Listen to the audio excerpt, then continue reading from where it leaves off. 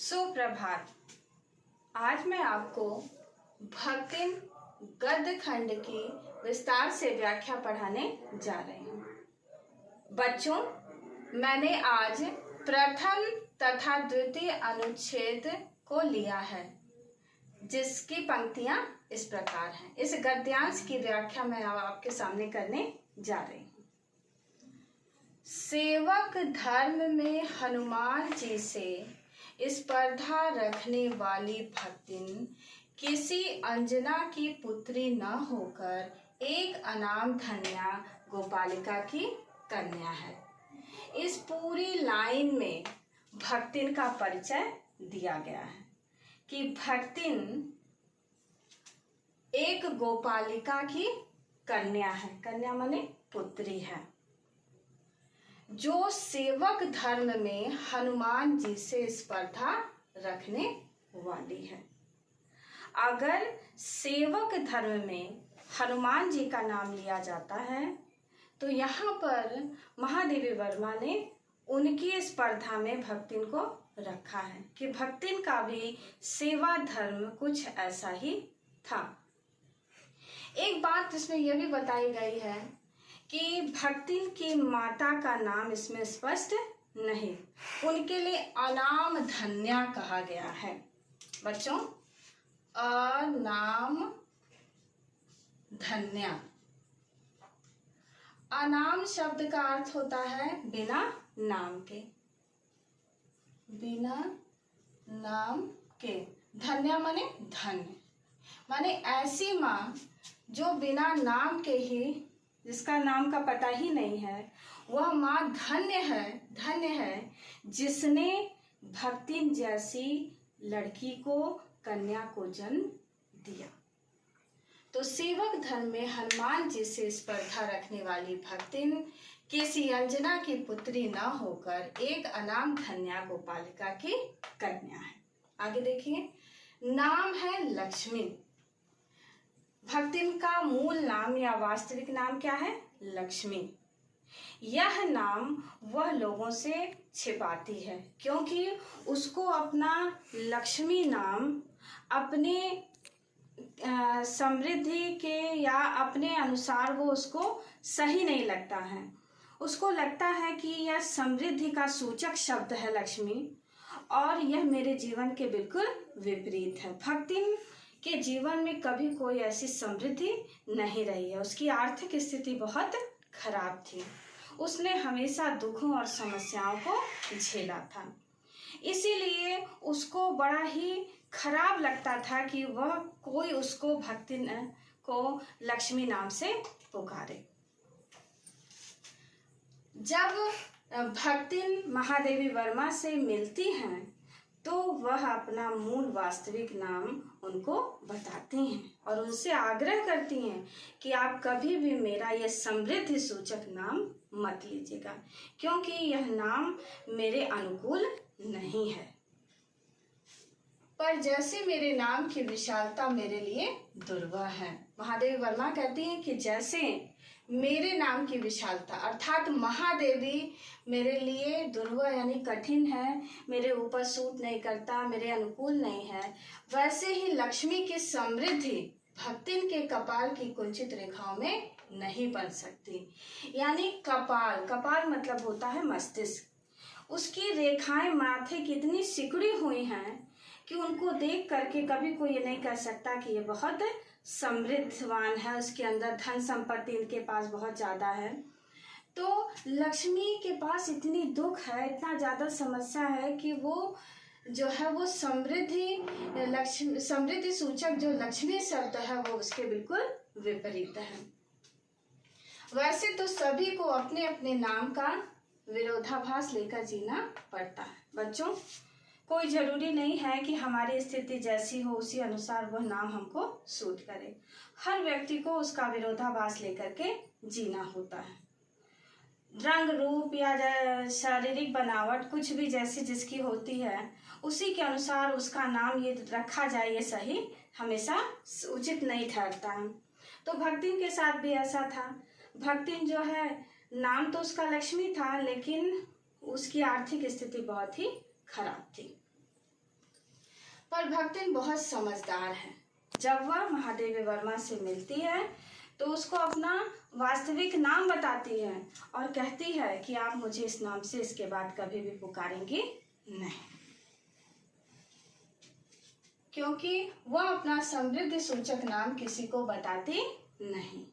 केवल जब नौकरी की खोज में आई थी तब ईमानदारी का परिचय देने के लिए उसने शेष इतिवृत्त के साथ, शेष इतिवृत्त का अर्थ होता है अपने जीवन का पूरा वर्णन उसने किया था। तो यह भी बता दिया, पर इस प्रार्थना के साथ कि मैं कभी नाम का उपयोग नहीं करूं। उसने महादेवी वर्मा से विशेष आग्रह किया कि आप कभी मेरा लक्ष्मी नाम, जो समृद्धि का सूचक है, उस नाम को आप कभी नहीं लेंगी। आगे देखिए, पर इस प्रार्थना के साथ कि मैं कभी नाम का उपयोग ना करूं। पिता का उस पर अगाध प्रेम होने के कारण स्वभावतः ईर्ष्यालु और संपत्ति की रक्षा में सतर्क विमाता ने उसके मरणांतक रोग का समाचार तब भेजा जब वह मृत्यु की सूचना भी बन चुका था। बच्चों, भक्तिन का अपने पिता से बहुत ज्यादा स्नेह प्रेम और लगाव था। उसके पिताजी भी बहुत ज्यादा भक्तिन को प्यार करते थे, मानते थे। इकलौती संतान थी, इसलिए एक बार ऐसा हुआ कि जब उनके पिताजी ने, उनकी पहली माता की मृत्यु हो गई, उनके पिता ने दूसरा विवाह कर लिया, तो सौतेली माँ उनके साथ बहुत ही गलत व्यवहार करती थी। हमेशा ईर्ष्या द्वेष का भाव उनके मन में रहता था। उनको ये लगता था कि कहीं ये पूरी संपत्ति अपनी बेटी के नाम ना कर दें, इसीलिए हमेशा उस संपत्ति को बचाने की सोचती रहती थी और हमेशा कोई ना कोई षड्यंत्र रचती कि किस तरह से इनको हटा दिया जाए। तो एक बार इनके पिताजी बहुत बीमार पड़े। उसकी सूचना ये बहुत देर से भेजती हैं और उस समय भेजती हैं जब उनकी मृत्यु हो जाती है और बेचारी भक्तिन जो है अपने पिता से मिल भी नहीं पाती। रोने पीटने के अपशगुन से बचने के लिए सास ने भी उसे कुछ ना बताया और उनकी माता तो थी ही, उनकी सास भी जो है इस अपशगुन से कि फिर ये रोएगी, परेशान होगी, उसने भी उनको सूचना नहीं दी। बहुत दिन से नहर नहीं गई, सो जाकर देख आवे, यही कहकर सास ने उसे पहना उड़ाकर विदा कर दिया। सास ने बस इतना बताया कि तुम बहुत दिन से मैके नहीं गई हो और जा करके अपने माता पिता से मिलाओ। इस अप्रत्याशित अनुग्रह से उनके पैरों में जो पंख लगा दिए थे, अप्रत्याशित, जिसकी पहले से कोई आशा ना हो, इस बात को सुन करके वो खुश हो गई भक्तिन कि उसको अपने माता पिता से मिलने जाना है। बहुत ही खुश, पैरों में पंख लगना मुहावरा है, यानी इतनी खुशी आ जाना, इतना प्रसन्न हो जाना कि उसको कोई खबर ही नहीं था। अब लग रहा था कि मैं किस तरह से, मेरे अगर पैरों में पंख होते तो मैं उड़ करके अपने माता पिता के पास पहुंच जाती। वे गांव की सीमा में पहुंचते ही झड़ गए, यानी जितनी प्रसन्नता उसको अपने मायके जाने की थी, जैसे ही वो गांव की सीमा में पहुंची उसको बहुत ही खराब लगा। हाय लक्ष्मी अब आई। गांव के लोग जिसने भी उसको देखा सब यही कहता, हाय लक्ष्मी अब आई। लेकिन उसको पता ही नहीं था कि लोग मेरे साथ इस तरह का व्यवहार क्यों कर रहे थे। अस्पष्ट पुनरावृत्तियां, अस्पष्ट, जो उसको स्पष्ट ही नहीं हो रहा था। बार बार लोग दोहरा रहे थे कि अरे अब आई अब आई। उसको पता ही नहीं था कि लोग मेरे साथ ऐसा व्यवहार क्यों कर रहे हैं, क्यों मुझे ऐसा कह रहे हैं। और स्पष्ट सहानुभूति दृष्टियां उसे घर तक ठेल ले गई, लेकिन बहुत लोगों की सहानुभूतियां उसके साथ थी। किसी तरह वो घर पहुंचती है, पर वहां न पिता का चिन्ह शेष था, न भी माता के व्यवहार में शिष्टाचार का लेश था। पिताजी का तो कोई नामो निशानी नहीं था और माता जी का व्यवहार भी वैसे ही बुरा था। उनके अंदर कहीं भी कोई शिष्टाचार नहीं था कि बेटी जो है इतने दिन के बाद मायके आई है। वो रोने लगी, उसकी आंखों से लगातार आंसू निकलने लगा कि आए मैं इतने लेट में आई, इतने देर में आई कि मेरे पिताजी से मेरा दर्शन नहीं हो सका। दुख से शिथिल और अपमान से जलती हुई वह उसमें पानी भी बिना पिए उल्टे पैरों ससुराल लौट पड़ी। उसको अब विमाता का व्यवहार इतना खराब लगा कि वो उल्टे ही पैर बिना पानी पिए चुपचाप वहां से अपने ससुराल लौट आई। ससुराल आकर सास को खरी खोटी सुनाकर उसने विमाता पर आया क्रोध शांत किया। उसके अंदर बड़ा गुस्सा था और उसने अपने पति के ऊपर गहने फेंक फेंक करके उसने पिता के चिर विरोह की मर्मता व्यक्त की। वो पति के सामने रो रो करके अपने दुख और व्यथा कह रही थी कि मैं कितनी बेबस, कितनी असहाय हूँ कि मैं यहाँ पर ठीक ठाक रहते हुए भी मैं समय से अपने पिता के दर्शन नहीं कर पाई। मैं बहुत अभागी हूँ। जिस पिता ने मुझे इतना पाल पोष कर बड़ा किया, जिससे मेरा इतना लगाव था, लेकिन आज मैं इतनी बेबस थी कि मैं वहाँ तक पहुँच भी गई, लेकिन मुझे उनका दर्शन प्राप्त नहीं हुआ। इस प्रकार मैंने आपको भक्तिन गद्य खंड का प्रथम तथा द्वितीय अनुच्छेद आपको अच्छे से समझा दिया, उसकी व्याख्या बता दी। मेरा प्रयास हमेशा यही रहा है कि मैं जिस प्रसंग को पढ़ाऊं उस प्रसंग को आप तक बड़ी ही सरलता और सुगमता पूर्वक पहुंचाया जाए। इस बात को ध्यान में रखते हुए मैंने इस अवतरण या अनुच्छेद से निम्नलिखित प्रश्न बनाए हैं। मुझे लगता है कि अगर इन प्रश्नों का उत्तर देते हुए इस अवतरण को समझा जाए तो और भी सुविधा होगी। आइए देखते हैं पहला प्रश्न। पाठ तथा पाठ की लेखिका का नाम। पाठ का नाम भक्तिन तथा लेखिका का नाम महादेवी वर्मा। दूसरा प्रश्न, यह पाठ लेखिका के किस ग्रंथ में संकलित है? तो यह पाठ लेखिका के स्मृति की रेखाएं पुस्तक में संकलित है। तीसरा, भक्तिन सेवक धर्म में किससे स्पर्धा करती है? तो भक्तिन सेवक धर्म में हनुमान जी से स्पर्धा करती है। चौथा प्रश्न, हनुमान जी की माँ का क्या नाम है? हनुमान जी की माँ का नाम अंजना है।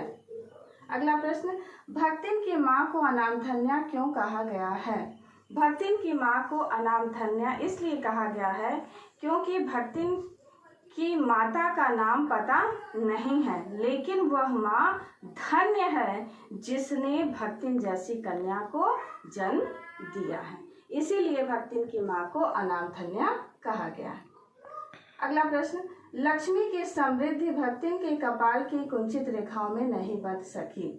इस पूरे वाक्य का आशय यह है कि भक्तिन शुरू से अभाव में रही, उनकी आर्थिक स्थिति बहुत खराब थी। उन्होंने अपने जीवन में तमाम तरह की समस्याओं को झेला और सहा है, इसलिए उनका जो मूल नाम लक्ष्मी है वह उनके विपरीत है और वह उनके अनुकूल न होने के कारण भक्तिन के जीवन पर यह नाम पूरी तरह से उचित नहीं ठहरता। बच्चों, लक्ष्मी शब्द समृद्धि का सूचक है जो भक्तिन के बिल्कुल विपरीत है। अगला प्रश्न, भक्तिन ने लेखिका के किस बात के लिए मना किया था? भक्तिन ने लेखिका से कहा था कि वह उनका मूल या वास्तविक नाम जो लक्ष्मी था उसका उच्चारण या उस नाम को कभी भी लेकर के वह पुकारेंगी नहीं, क्योंकि वह नाम उनके जीवन के बिल्कुल विपरीत है। लक्ष्मी शब्द समृद्धि का सूचक है और वह उन पर लागू नहीं होता। वो पूरे अभाव में उन्होंने अपना जीवन व्यतीत किया है। अगला प्रश्न, शेष इतिवृत्त से क्या आशय है? भक्तिन जब महादेवी वर्मा से मिलती हैं तो वह अपनी ईमानदारी का परिचय देते हुए अपना नाम लक्ष्मी बताती हैं तथा अपने जीवन की पूरी चर्चा वो करती हैं। तो शेष इतिवृत्त का अर्थ होता है जीवन का विस्तार से वर्णन करना। अगला प्रश्न, भक्तिन की विमाता ने उसे उसके पिता के रुग्ण होने की सूचना क्यों नहीं दी? इसलिए नहीं दी क्योंकि भक्तिन की विमाता उससे बहुत स्नेह प्रेम नहीं करती थी, ईर्ष्या करती थी। उनको लगता था कि कहीं उनके पति अपनी इस इकलौती पुत्री को सारी धन संपत्ति न दे दें, इसीलिए वो हमेशा उससे गलत व्यवहार करती थी। वो चाहती थी कि कभी भी वो उनके घर में ना रहे, इसीलिए उसने अब पिता की मृत्यु की सूचना जो है भक्तिन को नहीं दी। जब वह बीमार थे तभी उसको सूचना भिजवा देना चाहिए था, लेकिन जब उनकी मृत्यु हो गई तो मृत्यु की सूचना भी बहुत लेट में वो भक्तिन को देती है। अगला प्रश्न, अस्पष्ट पुनरावृत्तियां और स्पष्ट सहानुभूतिपूर्ण दृष्टियां उसे घर तक ठेल ले गईं। आशय स्पष्ट कीजिए। देखिए, अस्पष्ट पुनरावृत्तियां, इसका मतलब है कि भक्तिन जैसे ही अपने मायके के गांव की सीमा में प्रवेश करती है, उसी समय से उसके कानों में आवाज पड़ती है कि हाय लक्ष्मी अब आई है। इस बात की पुनरावृत्ति दोहराया जा रहा था बहुत से लोगों के द्वारा, और ये चीजें उसको स्पष्ट नहीं हो रही थी कि आखिर मुझे देख करके लोग ऐसा क्यों कह रहे हैं। तो इसका अस्पष्ट पुनरावृत्ति का मतलब है बार बार लोगों के द्वारा इस बात को दोहराया जाना कि हाय लक्ष्मी अब आई है। और स्पष्ट सहानुभूति पूर्ण दृष्टियां, इसका मतलब यह है कि जब लोगों ने भक्तिन को देखा तो कहा कि सही बात है, इसमें भक्तिन का कोई दोष नहीं है। इस प्रकार स्पष्ट सहानुभूति यानी गांव के लोगों की सहानुभूति भी उसको मिल रही थी। लोगों का बार बार यह कहना था कि इसमें लक्ष्मी का कोई दोष नहीं है। क्यों? क्योंकि सभी लोग उसके भी माता के व्यवहार से पूरी तरह से परिचित थे। अगला, भक्तिन के सास ने क्या कहकर उसे मायके भेजा। भक्तिन के सास ने यह कहकर उसे मायके भेजा कि तुमको बहुत दिन हो गए हैं मायके गए, तुम जा करके अपने नैहर घूम आओ, अपने माता पिता से मिलाओ। क्योंकि उनको लगता था कि अगर मैं भक्तिन को उसकी सच्चाई बता दूं कि उसके पिताजी अब इस दुनिया में नहीं रहे तो अभी रोने धोने लगेगी, परेशान होगी। तो इस अपशगुन से बचने के लिए उनकी सास ने भक्तिन को उनके पिता की सच्चाई नहीं बताई। अगला प्रश्न, मायके में भक्तिन को क्या व्यवहार मिला।